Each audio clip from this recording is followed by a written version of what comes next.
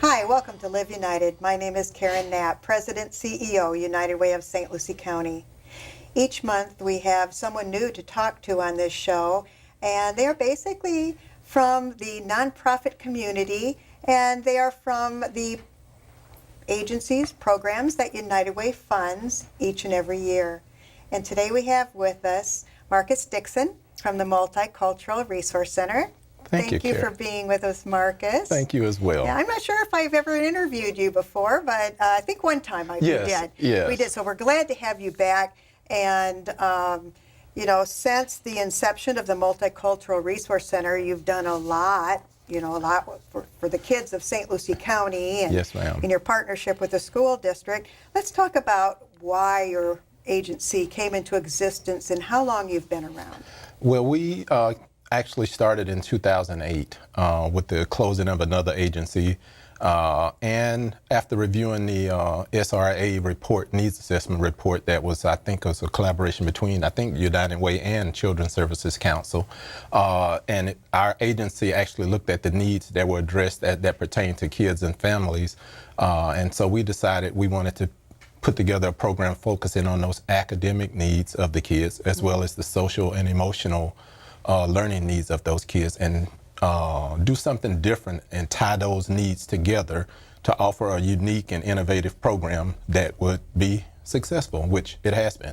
And what age group are you talking about, or grade level? Kindergarten up to 8th grade right now. Okay. Yes, kindergarten to 8th grade. We are planning to expand our services to the older students in high school.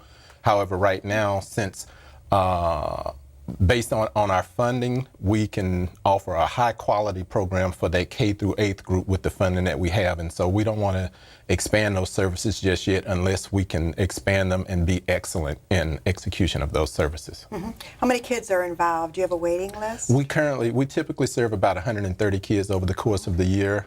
And that's including our summer program as well. An average school day is typically 40 to 50 youth that we're staffed for daily.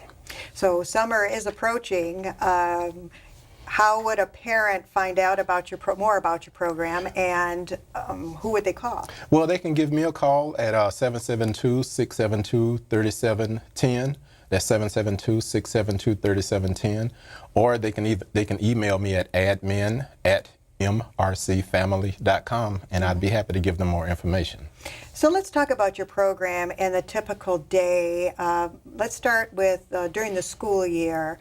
When a child is released from school, they were able to attend your program. Yes. Tell us about the typical afternoon there at your agency. Well, if I may, let me go back to when they actually register and sign up with the program. Okay. Typically what that consists of is us conducting an orientation with the parent, giving them an idea of how our program operates, because it doesn't operate as a traditional after-school program, in that academics and social emotional learning are our main crux of focus of the program. And so with that being the case, to address the academic components, we provide parents and kids with individualized after-school learning plans. And we sit down with the parents individually, and we develop learning goals that they are okay with, that pertain to their child, and as it relates to them improving in school, as well as social and emotional skills that they may want to work on with that child. And after we complete that orientation, we provide each kid with an individual assessment using some software that we have, and then we develop personalized learning plans for them when they come to the after-school program, so that if they show up at the program with homework, which a lot of them do, and that's great. Mm-hmm. However, what do you do when a kid doesn't come to the program and has homework, or doesn't have homework? Typically, what programs do is they give them a worksheet. However, what's the point of that worksheet? Because more than likely it's not being graded, it's not being looked at, and it's not something that really addresses that need of that kid. So what we have done is we flipped the script, and with our assessments, what we have done is identified those areas that they're underperforming in. So if they happen to come to the program that day and, I don't have homework today, Mr. Marcus, we check the planner, and if that's the case, then we actually retrieve those personalized learning goals that they have, and then provide them with support documentation to address those goals in the after-school program. So you really get the parent involved, which is so important. And I Yes. know later we're going to talk about how you get the schools involved as well. Yes, yes. The parents actually, we encourage our parents. We have what we call a homework or academic learning contract that has goals outlined in it for us, as well as some goals that we want the parents to strive for at home. And some of the goals that are in there as it relates to the parents are really simple things, such as setting a designated time at home for that child to be able to do homework, making sure that the child has the required materials that they need to complete the homework, attending conferences with the parent, with the school, on a regular basis, so that they can be adept or abreast of what's going on with the child, and then in turn translate that information to us so that we can be proactive, because what we don't want to be is reactive, in that when a kid comes to us and they're failing, and then now we're trying to fix it. We want to try to prevent that from the beginning and make sure that we can address those learning goals or learning steps that kid may have, or challenges. All right, so you told us, where to call and exactly what happens during orientation. Let's talk about now the typical day. Like, a child enters your facility and they're all ready to go. What do they do? Hand you their homework, or do you have volunteers there? We actually, right now, we do have volunteers. We have 2 to 3 volunteers that work in the after-school program, as well as 3 part-time staff. And 1 full-time employee, which is typically myself. A typical day would be, okay, the kids are getting off the bus and lining up to head inside of the facility. They're broken down into individual classrooms based on their grade level. So K through 2nd are grouped together, 3rd through 5th graders are grouped together, and then middle school youth are grouped together. There are some policies or processes that we've actually implemented in the program, such as we ask and we try to mandate that they bring planners each and every day. And the purpose behind that is what we're trying to do is teach them organizational skills by bringing their planners. And for the kid that says, oh, I don't have a planner, then what we do is we meet with that parent and say, well, we understand that they don't have that planner. Can you please give them a tablet that they can utilize as a planner, and just have them write down some of what they've done for the day, or something of what they may have to complete for that day. And the whole process is aligned to teach them, like I say, organizational skills and time management skills, because trying to have them complete homework and them not have those skills proves challenging for a lot of kids. So once we get them into that routine and they complete their homework is reviewed by each staff for 80% accuracy. We've even implemented processes to make sure that the parents know what has been reviewed and what hasn't been reviewed as well, which we go over in orientation. Once they complete that component of it, they then transition into our STEM activities, which I'm really excited about, because our STEM program has really developed into something that even I didn't even envision it growing into, and it's actually gotten I guess you would say a mind of its own, in that the kids have come up with the creative idea of designating 1 week as to be focused on STEM, and we call it Wacky Wednesday. Although we do STEM 3 days a week, they wanted to have a specific day where they call it Wacky Wednesday, where they can just really do crazy and outlandish type of STEM activities. And give you a prime example, yesterday the kids actually did a STEM activity that involved them utilizing vinegar, milk, and a couple of other substances. And they were taught measurement principles and techniques. But then the whole purpose of this experiment was to make the milk and the vinegar turn into like a plastic type substance. Oh, wow. And, from the beginning, they were like, well, how is this going to work? And they sat and they formulated different hypotheses, how they would do it or how it would work. In the end, we had probably 5 or 6 different ways that they put this process together in order to come up with some type of substance that was mirrored plastic. And the week before that, they actually had an activity that involved them building water slides. They were given toilet paper rolls, some plastic cups, straws, and aluminum foil, paper clips, and a few other little small things. And they were broken up into teams. They had a team leader, and then they had to come up with a water slide. And just to sit back and watch them formulate these different hypotheses on, okay, we need to do this. Let's try this method and see if this works. I mean, it was something that was truly amazing. And what we found out is kids who normally may not speak or be involved, they were coming up with some of the most creative ideas that we could even imagine. And then their team were like, yeah, let's try that. So what STEM has done for our program, it has really allowed the kids to be more involved socially, to develop problem solving and communication skills. And it has encouraged those kids that normally wouldn't talk or be involved to come out of their shell and to be more social. So STEM for our program has really been a tremendous asset. I could probably answer this myself after listening to you talk, but what makes your program so different than other after-school programs? Well, a part of it is because even though academics is our one of our main focuses, everything is intent there to focus on social and emotional learning. Because, I mean, if you look in the world right now with all of the issues that are going on, you know, they're talking about these various mental health issues that individuals are having and what have you. We're trying to be proactive in that and address it through social and emotional learning, because we want all kids to feel like, okay, I may be experiencing this particular issue at home. However, I know when I go there that I'm able to talk it out, whether it be with one of my peers or with the staff there, and I'm accepted. You know, I may not be like you. I may not be like him, but I'm still accepted, and my opinion and my voice does matter.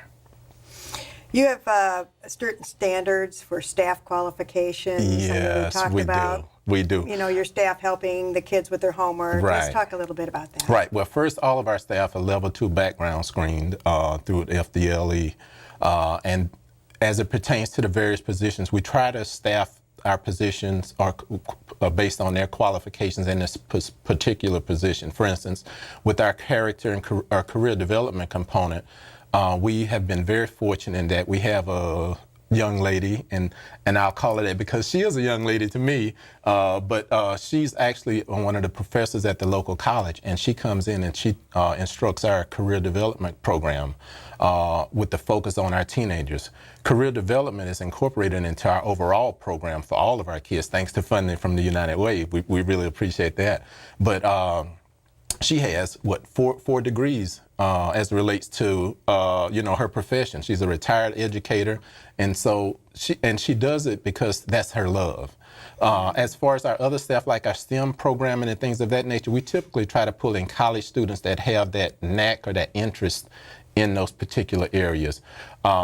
We occasionally will bring in a couple high school students, and we found that to be very important because with some of the new math that they're teaching and the new ways that they're teaching the math, the way that I learned it and the way that you learned it is totally different. Yes. And so what we have found out is bringing in some of the high school students to work with the kids has been very beneficial because they're learning it either the same way or similar to the way that they're being taught in the schools right now. So, but with that being said, all of the staff are level 2 background screened, and then we try to make sure that the staff has the required educational credentials needed for that particular position. And sometimes there are discipline problems. You have a special way of treating those issues. And there are discipline problems. I'll have to tell you though, however, because of the structure of our program, everything is purposely structured to cut down on discipline issues with kids. So the kids know the routine. The routine may change slightly here and there, but they know the routine day in and day out. And however, when we do run into discipline issues with the kids, we simply approach it from utilizing a social and emotional learning process. Again, where we're sitting down with the child. Well, let me back up first, because staff actually take daily notes on each kid. And so if they see a kid exhibiting a particular behavior or action, they'll just document it on their daily reports, and then we review those notes every 2 weeks or so, and just to find out so that we can keep everybody abreast. Say John may be showing a tendency to hit other kids now. And so we're like, well, he hadn't been doing that before, so we need to really find out what's going on with that. And when we see that, what we do is we make contact with the parents and say, listen, this is something that we're seeing over and over again. it's not something that this kid has tend to shown in the past, so we're bringing it to your attention, or maybe you can enlighten us on it as well. And, then we go from there. But, typically if a kid acts out, we primarily utilize what we found to be proactive supervision, meaning if we see a kid displaying behavior that's not in line with what we want, we just have staff to move over into that area and have a physical presence. And usually that tends to show the kid that, okay, well, I'm doing something wrong. I need to maybe change what it is I'm doing. And so your program aligns with the school curriculum? Absolutely, absolutely. We definitely align with the school curriculum. What we typically do is we look at the scope and sequence from the Department of Education, and we try to tie in not only our STEM activities, but our academic activities to make sure that they complement whatever the scope and sequence is that the school systems are putting into play. Oh, wow, that's wonderful. Yeah. Let's talk about your needs. Oh, wow. Your needs. Yeah. We'll quickly talk about that before we end. Okay. Well, needs are great. We recently acquired a facility in Fort Pierce, 6,000 square foot facility that we've been undergoing some renovations with. Yes. Yeah. And it was built in 1952. And so you could imagine the needs with that. So we're looking for people to come out with expertise, whether it be any kind of handyman skills that they may have, from painting to woodworking, you name it. I mean, we have done a lot there, and we only have a few projects left. However, the needs are great as it relates to that. Volunteers is more than likely our biggest need, in particular with our STEM program, because the vision for STEM for us is we want to be able to, particularly with our teenagers, we want to be able to take our STEM program to the next level, and that our teenagers are involved in the robotics competitions that you see on TV.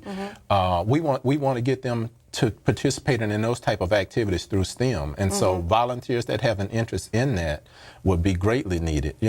Well, that's a lot to chew on, and I'm sure that I hope that there's someone out there who might be able to help out. And you're doing such a wonderful job, and everything that you said today is, right on the money. I mean, I couldn't ask for a better program. We have so many that we do fund, and we're really proud to fund your program. Well, thank you. Thank you, Marcus. No, thank you. And we will be right back with our next guest. Take my hand and start a brand new day, and together as one we'll start to see some change. Underneath everything we are, underneath everything we do, we are all people, connected, interdependent, united. And when we reach out a hand to one, we can influence the condition of all. That's what it means to live united. Hi, welcome back. My next guest is Chief Bulduc. Thank you for joining us. Hi, Karen. I should just say, we meet every month, once or twice, sitting on the same committees and boards. Let's talk first about the Roundtable. You're the chair of the Roundtable. I am. It's my second year. Your second year as chair, so you're really experienced. Let's talk about the Roundtable and what it means to our community to have such a resource. Yeah, it's phenomenal. There's 31 executives from agencies and organizations around the community that come together once a month, and what we're doing is we're trying to improve the lives of children in the community, and all walks, multidisciplinary problem solving at its best. And it's actually being recognized around the country now as something that can be modeled and used in other communities. Yeah, if we look at all the members of the Roundtable, I'd have to actually read it off. I mean, Board of County Commissioners, Career Source, City of Port St. Lucie, City of Fort Pierce, Department of Children and Families, Devereaux, Early Learning, Children's Services Council, Kids Connected by Design, the Chamber of Commerce, the Department of Health. I mean, it goes on, and these are leaders who want to get together to address issues in the lives of children and to make their lives better, more productive. Exactly, and where that board comes up with something that needs to be addressed, then they pass it on to a network that's responsible for actually getting an action plan together and then reporting back to the board. So So you have a board of so many leaders in our community, and those leaders provide, and as well as others, provide individuals who are experienced on the front lines, and they make up the networks, and those networks really tackle the issues. right, they get out As there. we and work- sit back and go, okay, networks, what do you want us to do, right? Exactly. Yeah. So it's neat. It's almost like an agency made up of the other agencies that can really get things done. Yeah, I know that the Roundtable has a strategic plan, and that plan is so comprehensive, and it touches on so many issues in a child's life. But we couldn't do it all without the participation of the school district as well. Absolutely. The school district, even IRSC, is key partners in the whole picture. And that's what's neat about this, is we have the resources to address things from multiple angles and make it happen. Yeah, and the Roundtable also supports a youth leadership group. Yes, And you've yeah. participated in many of, their activities. Let's talk a little bit about that. So over the years, we've had a youth leadership council, and it was just one for the county. This year we tried a slightly different approach. We have the whole council, but then we broke it into a Port St. Lucie and a Fort Pierce group. And what we found is, just like government, accessible to being accessible to your local government is much easier at the municipal level. And what we wanted to do with these kids is teach them, proper activism. One, to get involved. Not to sit on the sidelines. Get involved in what's going on and make your the things that you want to talk about known to the people who count.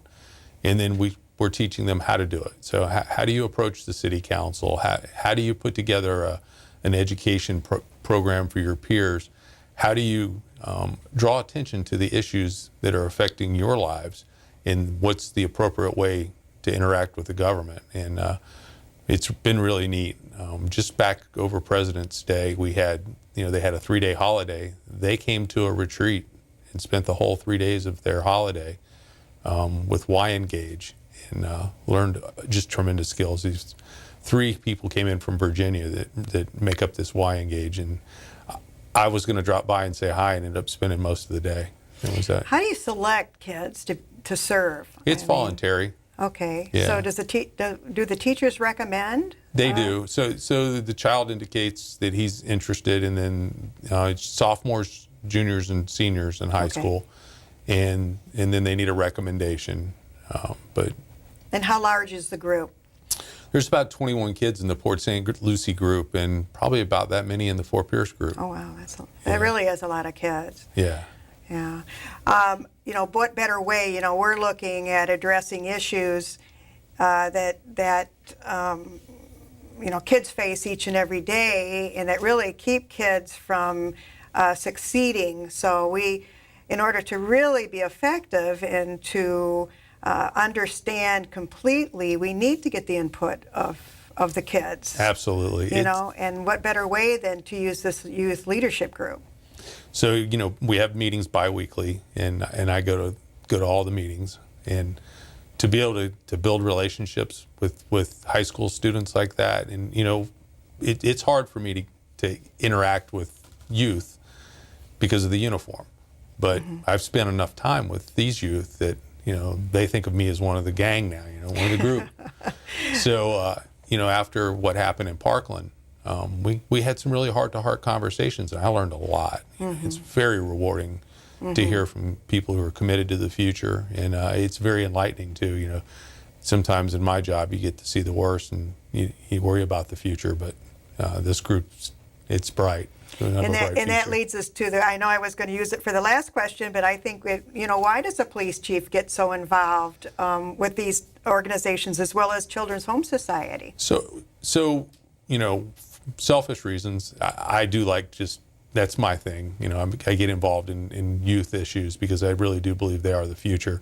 And someday I'm going to be, retired, and I need somebody running the place. Yeah, you want to rely on them. Yeah, but all joking aside, getting kids involved in getting them, giving them an avenue to interact with the government, with the police department, and other agencies, I think really heads off that disenfranchisement that a lot of youth have, and that's what leads to trouble. And there's the United Way funds so many groups that help youth, and I think we give them something to do, and we can keep them on a positive track. And that brings us to Kids at Hope. Yeah. A relationship with a caring adult is so important, and the whole nurture and culture of Kids at Hope is so important to the future of our youth.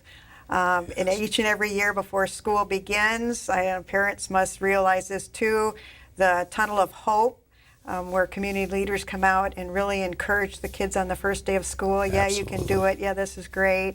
And teachers as well. Let's talk a little bit about the Kids at Hope initiative. Okay, so Kids at Hope is an initiative that was founded in Arizona and spread across the country. And what it is it's a framework for adults to interact with children. And what we do is we find a way to connect. And it could be, we talk a lot about time traveling and treasure hunting, but what we're really doing is getting kids even as young as kindergarten to start thinking about the future. And we interact back and forth using several different methods. But again, very rewarding experience. When I run into a kid at a fair or something and they come up to the table, now I got a ready-made set of questions I can ask them, and it's stuff that they know the answers to because it's all throughout the school system. So we've already got a rapport, and that goes a long way. Right. It's all kids are capable of success, no exception, right? That's Absolutely. the philosophy basically behind it. You're also involved with Children's Home Society, and and you're chair of a fundraiser, a 5K coming up. Let's tell the public about that. Okay, so our third annual Be a Hero 5K for Children's Home Society is coming up. And the Children's Home Society is an organization that's been around for over 109 years. And it was the first adoption agency in Florida that long ago. And they still do adoptions. We found 125 forever homes for children right here in this community over the last year. But they're in so much more now. They do SINS FINS, which is something that we do in law enforcement, children in need of services and families in need of services. They do truancy correction for elementary school kids. They do talked about adoptions, but they do foster care and many other programs. One of my favorite is transitional living. Mm-hmm. When a child ages out of foster care, he may not have graduated from high school, and he could find himself homeless his senior year and, not ready to be on his own. The transitional living program takes care of that. Mm-hmm. And we step in and make sure they have a place to live. So the 5K is to help support that, and we want to make sure everyone knows about it. Say the date and the place again. Okay, so it's April 21st. We're going to get started about 7:30 a.m. at Indian Riverside Park down in Jensen Beach. Mm-hmm. And we usually have about 250 participants. We're still taking sponsors. If somebody would like to be a sponsor and get their name on the t-shirt and all the other benefits, they can call 954-801-2105. That's 954-801-2105. Or you can register at beahero5k.com. Well, we want to thank you for being with us. I know you've done so many wonderful things. And we want to thank you for joining us. And if you want to learn more, just call the United Way.